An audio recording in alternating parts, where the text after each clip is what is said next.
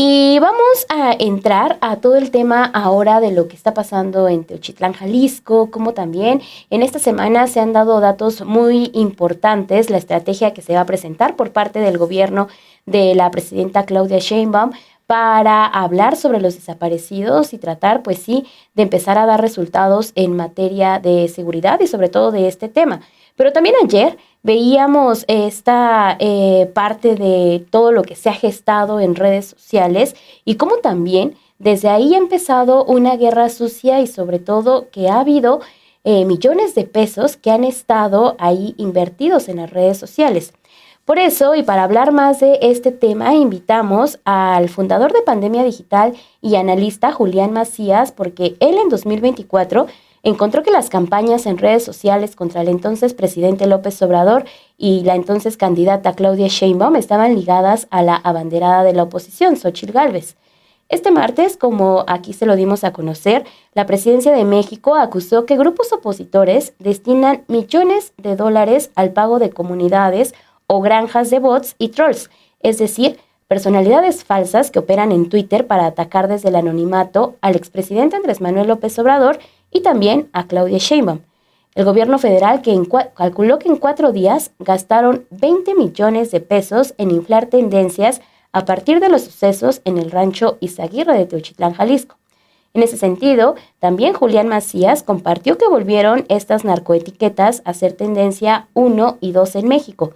Con ello se está recordando los 3 meses de campaña electoral con los mismos trollstars, dice él, como Río y Melissa, recibiendo miles de retweets de los mismos bots. Entonces, para ahondar más sobre este tema, le damos la bienvenida en este espacio a Julián Macías. Muchas gracias por tomarnos esta entrevista, Julián. Hola, ¿qué tal? ¿Cómo estáis? Gracias por la invitación. Muchísimas gracias, Julián. Pues bueno, ¿por dónde empezar? Hay mucha información que presentan en Presidencia de la República, lo que tú publicas en redes sociales, pero bueno, juntando todos los datos, lo que tenemos son el mismo método y hasta las mismas cuentas, de lo que estamos viendo ahorita a lo que estuvimos viendo en la campaña presidencial del 2024. ¿Qué nos dice esto, Julián? ¿Es el mismo grupo el que está encabezando esta campaña ahora en 2025? ¿O qué opinas tú? ¿Qué ves tú? Sí, bueno, básicamente retomamos no solamente el qué, sino también quiénes, ¿no? Es decir, la narcoetiqueta es muy parecida a la que vimos siendo tendencia número 1 y 2, donde era, en este caso, narcocandidata Claudia, ahora es narcopresidenta Claudia, y narcopresidente AMLO, ahora narcoexpresidente AMLO, pero las diferencias son mínimas y igual que son mínimas las diferencias de los protagonistas. Y simplificándolo mucho, digamos que yo divido esta conversación, el patrón es muy parecido, ¿no? Cuando son coordinadas artificialmente, hay una matriz de opinión, que son las cuentas que son retuiteadas por los bots, que algunas veces son cuentas reales o son cuentas de políticos o de influencer, y también muchas veces son troll stars, ¿no? Como las cuentas más retuiteadas, que son las mismas que en la ocasión anterior, cuentas, pues, por ejemplo, como Río, como Melissa o esta de Guacamaya Leaks, y que son como cuentas anónimas y que reciben decenas de miles de retweets de estas cuentas falsas, que vuelven a repetirse, ¿no? Hay al menos 100.000, bueno, en torno a 80.000, 90.000, 100.000 cuentas falsas que retuitean, y luego a lo mejor un grupo de 50, 60 cuentas que son las que reciben los retweets de estas miles de cuentas falsas, y que al final, bueno, de manera sencilla pueden poner tendencia número 1, número 2, como ya lo hicieron en las campañas electorales. Simplemente tienes que tener, pues, esas decenas de miles de cuentas falsas. Y lo que sí es cierto que agrego un poco de información es como, bueno, hay un nuevo invitado, ¿no?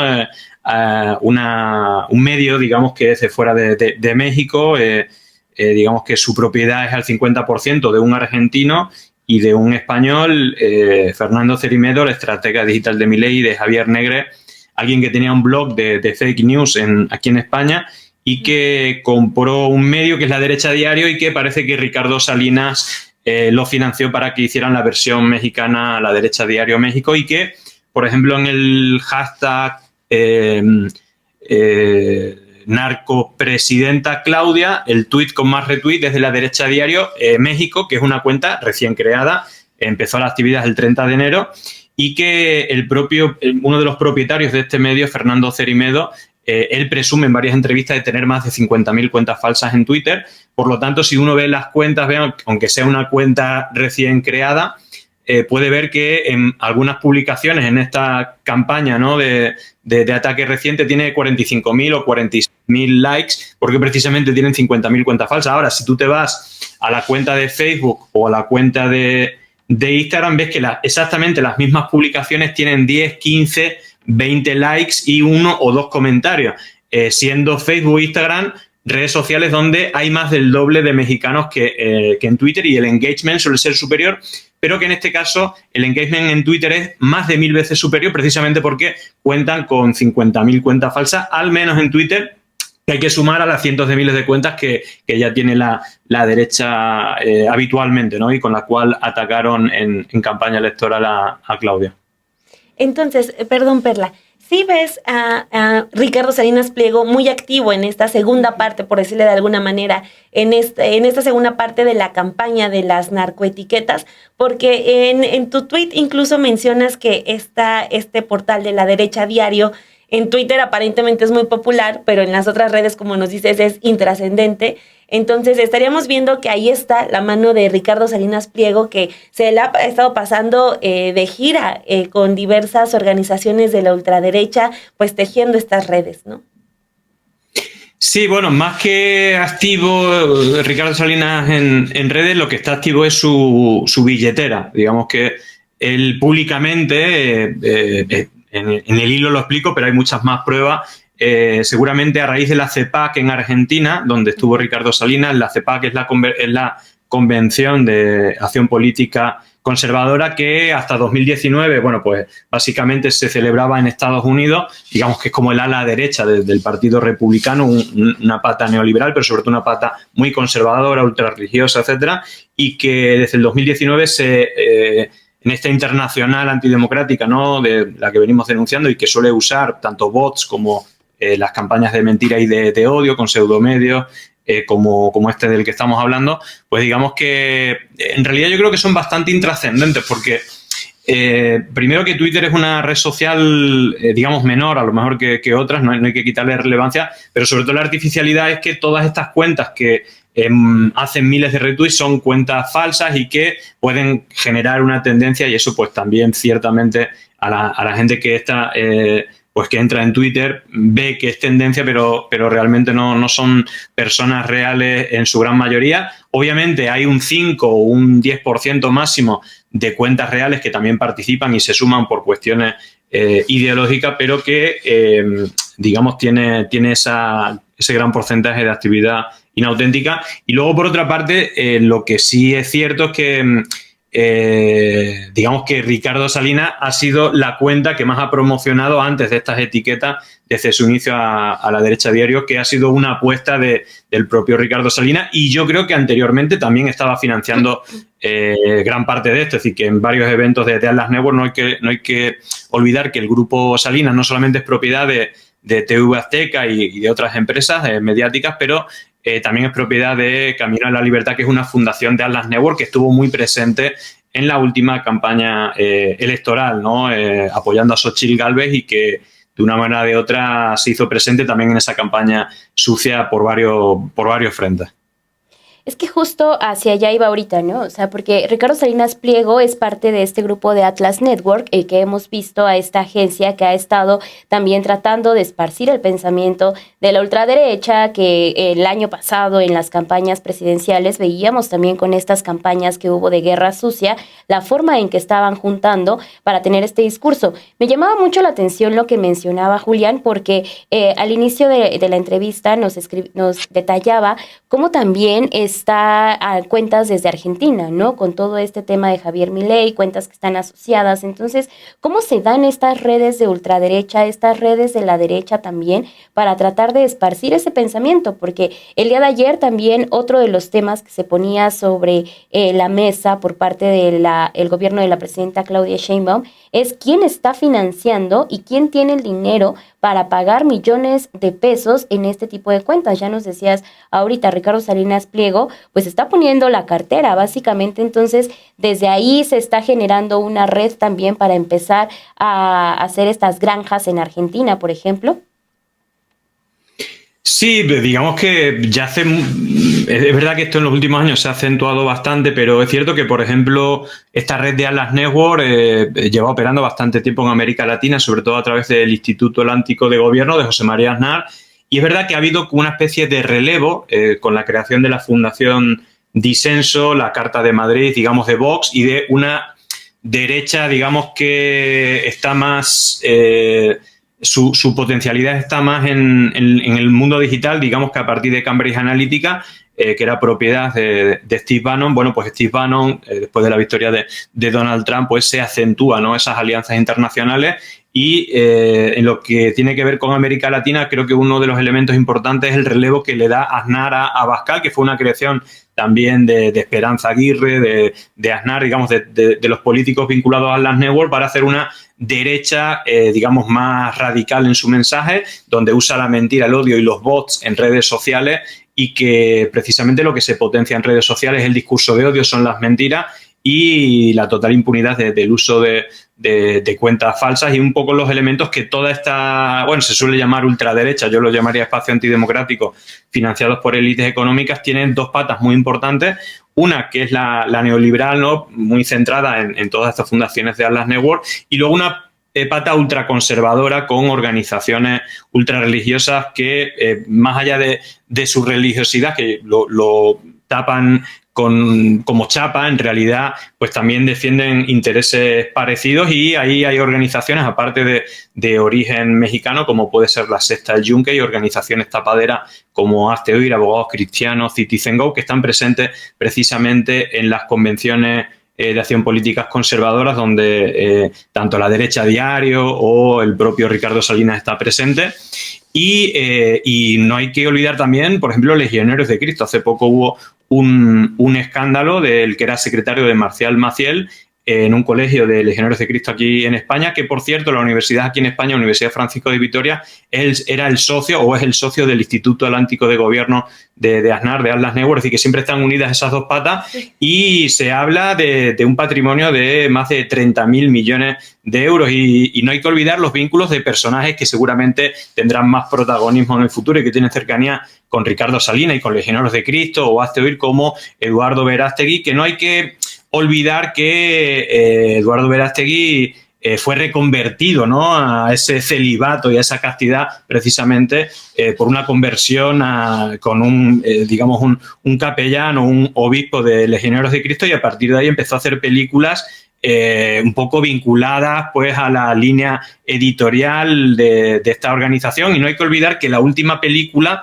Sound of Freedom, precisamente habla de los abusos a menores, y esta película se creó o se pidió en 2019, que fue la fecha en la cual Legionarios de Cristo hizo pública los abusos sexuales en su organización, 175 casos, entre ellos Marcial Maciel, 60 menores de los que abusó, que son una cantidad seguramente mucho más reducida de la realidad, pero seguramente el pedido a Eduardo Verástegui hacer una película para que hable de los abusos menores fuera de la Iglesia, para desviar la atención, o por lo menos generalizar que no solamente en su congregación se ha silenciado abusos a menores durante más de 60 años, ¿no? Entonces, bueno, pues hay muchos frentes, no solamente medios de comunicación, redes sociales, también se busca pues tener socios como Eduardo Verástegui para cada película, un poco a pedido, y de eso que llaman batalla cultural. Y lo que hay es muchísimo dinero solamente de esta organización hablamos de decenas de miles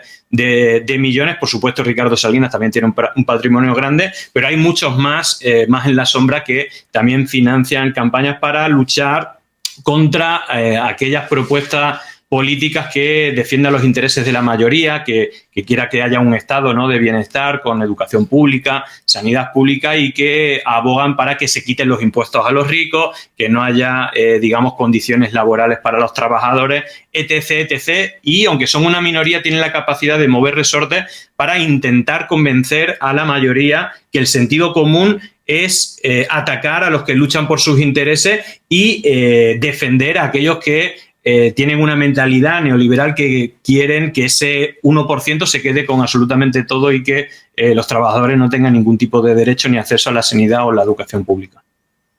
Es muy valioso todo esto que nos comenta Julián Macías, fundador de Pandemia Digital, porque en unos minutos nos muestras toda esta estructura internacional poderosa y sobre todo poderosa económicamente, ¿no? Que está operando no solo en México, sino en muchísimos otros países.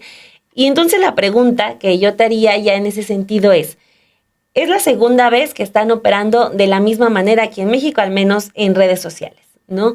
La vez pasada, en la campaña presidencial, fueron 3 meses los que pudieron aguantar la campaña de las narcoetiquetas. Ahorita lo que dio a conocer Presidencia de la República es que en 4 días había un gasto aproximado de 20 millones de pesos. Tú hablabas de que solo en un día, el 13 de marzo, hubo 1 millón de tweets contra AMLO. O sea, la maquinaria ya se echó a andar y es una maquinaria costosa. Si tenemos también ubicado a ese grupo poderoso que es el que está moviendo toda esta batalla cultural, batalla política, como le dicen ellos, ¿habría alguna manera, o ya con esta segunda parte de la campaña, nos podría acercar ya a un punto en el que se pueda, pues no sé, empezar a investigar, a fiscalizar este gasto en redes sociales, o sigue siendo imposible?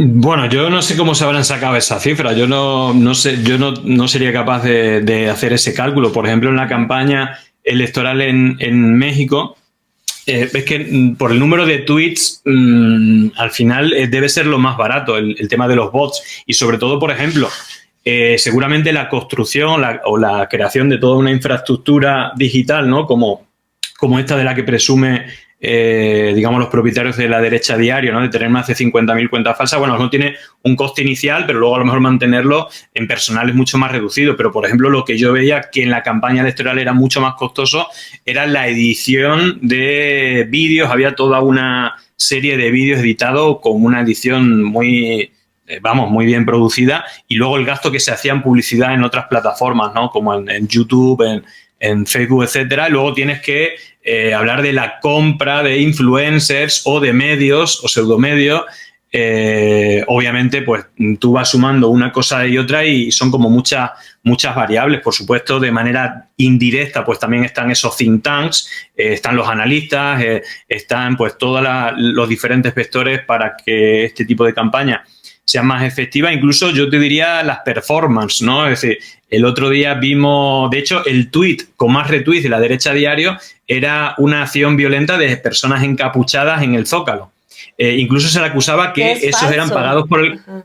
Claro, pero este es el valor que tiene la derecha diario. ¿Por qué le paga a Ricardo Salinas? Esa sería la pregunta. ¿Cuántos millones paga Ricardo Salinas a la derecha diario, por ejemplo, y a otros medios y a otros influencers, ¿no? Le paga porque lo que le paga es como una capa de como si fuera un medio, pero lo que ellos venden es no tener ningún tipo de escrúpulos para decir que esos encapuchados son del gobierno, haciéndose pasar por un medio, cuando realmente... me corregí si me equivoco, pero lo que parece es que estas personas eran contrarias al gobierno, y cuando alguien le pregunta por qué tienen acciones violentas, los atacan, ¿no? A gente que le estaba grabando con el móvil, pero da igual, esta gente le da exactamente igual la realidad. Lo que buscan es un relato que digamos que sea emocional cuando hay violencia, ¿no? Cuando hay tema de pedofilia, cuando hay tema de narcotráfico, entonces tú creas una situación o aprovechas una situación de violencia y directamente se la, endosas a tu rival político, independientemente que sea verdad o mentira. Y esto lo llevan haciendo en todos los países en los que opera, y entonces, bueno, pues aquellas personas que tienen mucho dinero y que no tienen escrúpulos, pues dicen, bueno, venga, pues alguien que venda supuestamente que es un medio de comunicación para poner titulares falsos e incluso ampliarlo con bots para que tengas más impacto, o que en este caso para que parezca que tenga más impacto, porque claramente es un medio que no tiene ningún tipo de arraigo, que las cuentas falsas que le retuitean, pues seguramente si tienen algún seguidor, pues mayoritariamente sean de Argentina o de España o de otros países. Entonces, bueno, pues puede ver que tiene 7.000 retweets, pero seguramente de esos 7.000 retweets a lo mejor hay solamente 6 o 7 personas que son de México y son personas reales que lo retuitean. Bueno, pongo una cantidad sin exactitud, no lo sé, pero sí que es verdad que si uno ve las cuentas que le retuitean, ves que mayoritariamente no son cuentas normales, parece cuentas falsas y aparte que su actividad no tiene que ver con México. Entonces, bueno, pues aparentemente puedes decir, cuántos tweets, pero luego te vas a Facebook o a Instagram, que son redes sociales que tienen más del doble de seguidores o de usuarios en México, y dice, qué raro, hacen la misma publicación, tienen 400 seguidores y tienen un comentario y 10 likes. Bueno, pues realmente es tan sencillo como tener 50.000 cuentas falsas y darle a retweet y decir, mira, ¿qué impacto tengo? Bueno, el tema es que Ricardo Salinas se lo ha creído, el humo que le han vendido, y se piensa que por tener 50.000 cuentas falsas y darle retweet, incluso a los propios tweets de Ricardo Salinas, bueno, pues a lo mejor en el ego le sirve, pero realmente el impacto que tienen es nulo. Y de hecho nos podemos remitir a las elecciones en México, que el dispositivo no eran 50.000, eran millones de cuentas falsas, y por más que tenían tendencia durante 3 meses o casi 100 días, pues básicamente incluso se le volvió en contra, ¿no? Porque lo que la gente gris se dio, es decir, la gente que no está ideologizada vio, bueno, pues esto no me parece muy democrático. Claramente no es muy normal que más de 1 millón de cuentas tengan el mismo error, es decir, son cuentas falsas y aparte algunas de ellas son de fuera y que, bueno, pues tampoco tenían mucha originalidad en la narrativa, ¿no? Entonces, bueno, pues al final son fuegos de artificio. Yo creo que no tienen apenas impacto real y que es cierto que en Twitter se ven más datos y que podemos extraer un mayor número de datos que en otras plataformas, pero no deja de ser una red social, digamos, minoritaria, ¿no? Respecto a otras, y que, bueno, pues de manera artificial, ojo, hay gente real y un poco ese es el objetivo, que haya gente real que se suma, pero creo que en ningún caso llega al 10% de las personas reales. Ojo, también estamos hablando de muchas, porque si es 1 millón de tweets, un 10% son 100.000 tweets, que tampoco es moco de pavo, pero es verdad que se impulsa artificialmente y de manera impune, ¿no? Porque esto creo que también es importante, siempre lo resalto. Creo que en la campaña electoral pasada se desmontó claramente, creo que hasta los propios, ¿no? Alguno puede que pudo ser engañado, pero en la derecha yo creo que también se dieron cuenta de la artificialidad de la campaña, incluso pudo mover algún voto en contra de la propia candidata de derecha. Pero lo que sí es cierto que aunque te pillen, incluso con las encuestas falsas o con noticias falsas, lo que hay es una total impunidad por aquellos que usan bots, por aquellos que usan noticias falsas, por aquellos que les pillan haciendo montajes o haciendo encuestas falsas. Bueno, sí, la gente puede decir, bueno, pues no me han engañado, pero realmente lo que sí veo que pasa en México y que pasa prácticamente en todos los países del mundo es que esto es una industria, es la industria de la mentira, del odio, de la falsedad, del engaño, y que seguirá siendo boyante mientras sea impune, ¿no? Porque al final, si todo esto lo puedes hacer sin que nadie te penalice, pues, bueno, pues a lo mejor no por efectividad, pero sí que puede llegar a engañar o decir, mira, podemos crear 1 millón de tweets poniendo un hashtag, hacerlo tendencia y todo esto, y como no hay ninguna legislación o ninguna fiscalía, ¿no? o sistema judicial que fiscalice, valga la redundancia, pues esta actividad antidemocrática, ¿no? y alejada de la realidad y de lo que está pasando ciertamente, pues bueno, pues yo creo que hay mucho que avanzar en ese sentido y que es una asignatura pendiente no solamente en México, sino a nivel global, y sobre todo lo que puede venir, ¿no? Con la inteligencia artificial. Ahora en menos de un mes son las elecciones en Ecuador y la derecha, precisamente, pues el socio también de toda esta gente, que es Noboa, que es el presidente, pues casi toda la campaña sucia es lo mismo, vinculando con el narcotráfico, vídeos hechos con inteligencia artificial, miles y miles de bots. Precisamente la derecha diario también tiene la derecha diario Ecuador, que está ahí desde hace un par de meses, y nadie fiscaliza esto. Es como muy evidente, todos los miles de cuentas difundiendo los mismos vídeos falsos con IA, haciendo acusaciones graves de asesinatos, narcotráfico, etc. Y no hay nadie que le ponga el cascabel al gato, y vuelvo a repetir, no por una cuestión partidista, sino de manera transversal ideológicamente, se debería de fiscalizar digamos, estos ataques a la democracia y el uso rimbombante, ¿no? de la mentira y de la artificialidad con cuentas falsas, que a día de hoy, pues apenas, mira, quizá uno de los pocos casos sea el caso de Brasil, donde precisamente el propietario de la derecha diario, Fernando Cerrimedo, está implicado en el golpe de Estado o en el intento de golpe de Estado a Brasil con campañas sucias en redes sociales y donde el juez Moraes sí que intervino y bueno, ha tenido todo este lío, ¿no? con Twitter y todo esto, pero es verdad que todas estas plataformas también tienen su responsabilidad porque se creen por encima de la ley, de la democracia y de las legislaciones de los países y realmente incluso siendo muy banales y siendo muy cortos creo que hay que seguir avanzando, pero sobre todo que sea unos avances siempre en derecho y que no sean partidarios, que no se perjudique a nadie ideológicamente, sino que se defienda la verdad y que si hay bots de derecha o de izquierda hay que tumbarlos igualmente. Si hay penalizaciones por la desinformación hay que penalizarla exactamente igual a un lado y al otro porque si no caeríamos en una trampa de parte que no nos vendría bien a la democracia. Ese es el gran reto, ¿no? Que se viene también para todas estas campañas sucias que hay en redes sociales. Muchísimas gracias, Julián, por habernos acompañado esta mañana y darnos esta explicación de cómo también se están gestando estas redes y que no nada más están aquí en México, sino que tienen un gran avance aquí en América Latina. Así que muchísimas gracias. Los micrófonos quedan abiertos en este espacio. Que tengas una muy bonita tarde, Julián. Igualmente, muchas gracias por la invitación. Al contrario, Julián, siempre muy interesante todo lo que comenta y una lluvia de datos. Sí, son Siempre. datos impresionantes porque ahorita que estaba escuchándolo también pensaba en cómo Twitter se ha convertido en esta red social de la ultraderecha y de la derecha, ¿no? Claro. O sea, porque para Les empezar, ¿quién es su encanta. dueño, no? O sea, su dueño, un Elon Musk, que lo que está privilegiando es la desinformación, lo que está privilegiando siempre también es tener esparcir todo este pensamiento y toda la ideología de los conservadores, y eso es lo que también se le da prioridad en la red social. Entonces, no hay nadie que los esté fiscalizando, pueden estar metiendo desinformación sin problema alguno, pueden estar creando cuentas falsas como si no pasara absolutamente nada, pero es un grupo pequeñito y es un mundo muy, muy pequeñito que también ayer se hacía énfasis en ello en la conferencia de prensa de la presidenta Claudia Sheinbaum. Entonces, sí es importante tomarlo en cuenta, Sí. porque el ruido que se hace también aquí en México y más en un caso como Teuchitlán, Jalisco, pues tratan siempre de desvirtuar toda la información.